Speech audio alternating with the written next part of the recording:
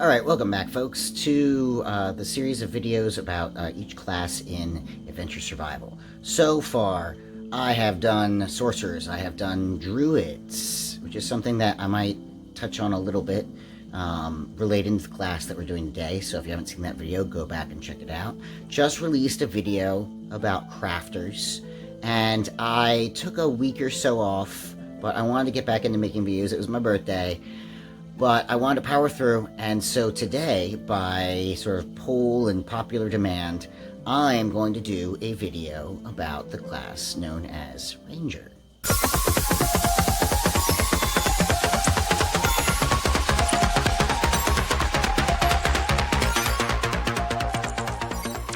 Alright, so you're probably like, Linus, what is a Ranger? Or maybe not what is a Ranger, but let's talk about maybe who might want to be a ranger. So, ranger class. Ranger class is interesting because it kind of gets a little bit of everything. So it's not strictly a magical class. You can't create spells. However, you get a magical animal companion. You don't really build anything. However, you get some bonuses if there is sort of a fight or an altercation. And you also get something called tracking, which is pretty powerful. It's not quite a magic spell, but it's almost like a magic spell, and I'll go into that in a minute. Before I jump too much into what you get, I like to talk about who might want to be a ranger. So, alright, who would want to be a ranger? So, a ranger, or someone who might want to choose ranger as their class. Rangers tend to be, they love nature, they tend to be a little bit more solitary. That doesn't mean they're not good at making friends, but as I mentioned before, like for instance, druids, they love nature, but on average, druids usually tend to live in groups, or they don't necessarily eschew companionship. And when I think of a ranger, I think of an individual that can go off into the wilderness and survive on their own. They can travel across long distances all by themselves, enduring all sorts of challenging weather, wild beasts, anything that you might kind of find in the wilderness, but they can keep going on their own. That doesn't mean they don't like people, but in fact, maybe that means that when they do come to a town, they're starved for chat, and they love to make friends with everybody in the inn, or maybe it's the opposite. Maybe they don't really like people at all. And, being alone in the wilderness for months and months at a time suits them just fine. So, it doesn't depend on whether they like people or not, but they are really good at being on their own and surviving in whatever kind of wilderness conditions they have to endure. I would say on average, too, usually characters that are rangers are pretty physical.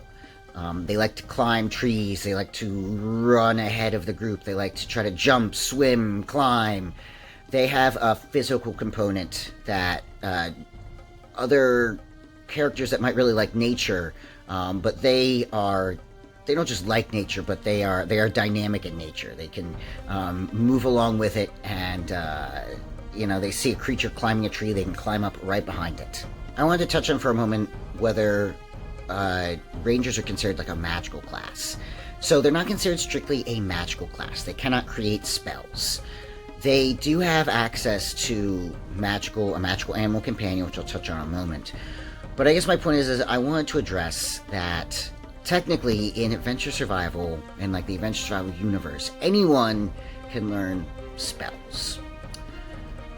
Strictly speaking, Rangers, they can't create spells, but they can learn spells. They can use spells.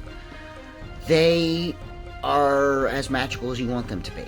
Because if you remember, some creatures in the Adventure Survival universe, they don't learn magic. Maybe they have an aversion to it because it's more of like a personal choice. Maybe they just kind of find it a bit odd.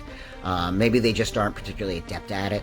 So your ranger might be a pretty heavily equipped magic user. They've learned a bunch of spells every time they go into town. They learn some magic. Or they might be the type of individual who says, I don't need that magic stuff. I've got my wits about me. I don't need any trickery. The final thing I would probably touch on about who might want to choose Ranger as their class is there's usually an element of protection in being a ranger. It might not be some sort of strict sworn oath that they live and die by, but there's usually some at least grain of protection. They're the ones that can get a message across the wilderness about an invading army of goblins. They're the ones that, if there's some lost individual that was separated from their traveling party, they can help shepherd that person home. There's usually just some element that, because they can survive and endure the wilderness so much better than others, they have the opportunity to help folks out a bit, to carry a message, to help someone get across the wilds in some way, to assist folks with their skills. Now, like I said, this doesn't have to be like an oath they live and die by. They're not sworn, they don't necessarily have to be sworn to protect every single person they come across, but there usually is at least some element of service, no matter how strict or... Alright, so how do you become a ranger? What do you have to do to become a ranger? 1, you gotta have a collective stat of 32. Take all your stats, add them together. When they equal 32, you are now eligible for a class. 2, you need to tell me how your character became a ranger. And this has some flexibility in it. You need to tell me kind of what your terrain was, how you learned to be a ranger in what area, because different skills might transfer in different ways. But I think with a ranger, you've got some different options, because it's basically a mix of survival skills and then your character kind of coming into this with a certain type of attitude. So, for instance, maybe your character was a scout for some army, and so they learned their survival skills, but at some point they decided they didn't believe in the cause, and they had to kind of run off into the wilderness and kind of up their skills to get away.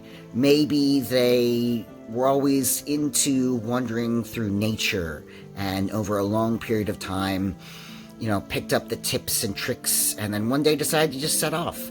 Maybe maybe they're not super super solitary.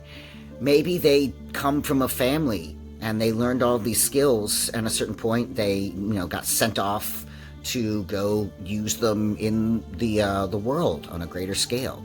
You've got some choices. You gotta tell me what this terrain was. I think a lot of people kind of naturally default to maybe woodsy woods, but in theory, there's all different types of wildernesses. There's desert, there's tundra, there's mountains. Again, maybe it's a completely made-up climate that your character is a ranger in. But you gotta tell me what it is, and you gotta tell me how they learn those skills. Alright, so what do you get as a ranger? Good question. Well, you get a magical animal companion. What does that mean? So, you need a little help sometimes. Even rangers in the wilderness, you can't get by entirely on your own. So the idea is that along the way in your journeys, you have made friends with some type of animal, like besties. You guys take care of each other, you take care of it takes care of you. And it's not that it has any sort of extraordinary powers, but there's just this kind of level that you understand each other on, this kind of magical vibe that you just sort of think at the same wavelength.